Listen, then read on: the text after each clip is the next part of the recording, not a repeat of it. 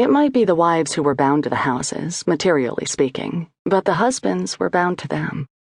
This was because of the narrow focus of most men, how they tended to have few intimates, in emotional terms. They left the social bonding to the wives, so they were bound to them.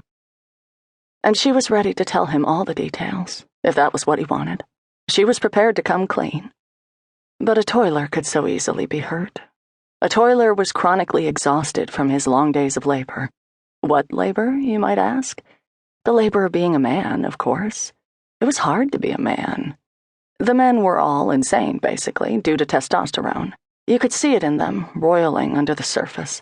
The few exceptions proved the rule, and the smart men were big enough to admit it.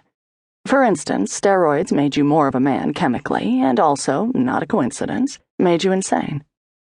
She'd read that autism was thought by scientists to be an exaggerated form of maleness, so there was that. The latent madness and retardation of men was compounded by the fact that most of them didn't get to kill their own prey anymore, stalk living things and slay them in a savage bloodletting. The men, even when they didn't know it, were frustrated by this. They were unfit to live in civilized society. Of course, women were also subject to hormonal madness, famously so. The estrogen, or whatever, so-called premenstrual syndrome, the chemicals that, in excess, made them into caricatures of women. Hysteria, for instance, as Freud called it. Neurosis. That time of the month. Of course, Freud had been largely discredited. He had been a philosopher, more than a scientist, and Americans did not trust philosophers. Far from it. Also, he did cocaine. Still, no question, the fairer sex was more changeable than the unfair one. In practice, this meant that the women's madness sometimes receded, but with the men, it was constant. When it came to insanity, women were indecisive, while men never let up. Oddly, the chronic insanity of men was often referred to as stability.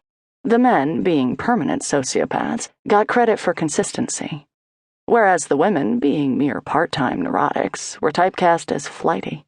Essentially, the female bouts of sanity were used as weapons against them. Sociopaths versus neurotics. It was a non-trivial distinction, since many men took the thing a bit too far, frankly, becoming serial killers, wife-beaters, dirty cops, or boy soldiers in roving gangs, war criminals, tyrants, and demagogues. Not so much the women. In one sense, though, she didn't blame the men.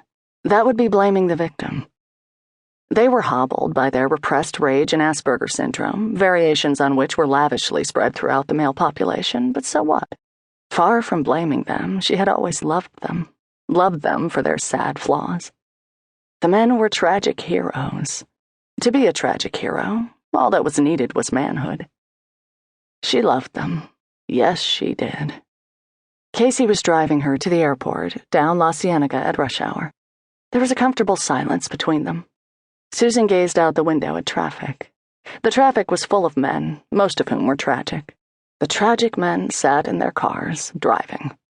Some played with radio dials, others picked their noses while staring glassily at nothing, in many cases completely unaware of their tragic identity.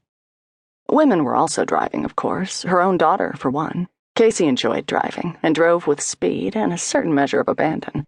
And yet these women, including Casey, who was in a wheelchair, were less tragic, per se, than the men. The women might be unfortunate, take Casey, for instance, but few of them were Ophelia. No, when it came to tragedy, the men had slyly cornered the market.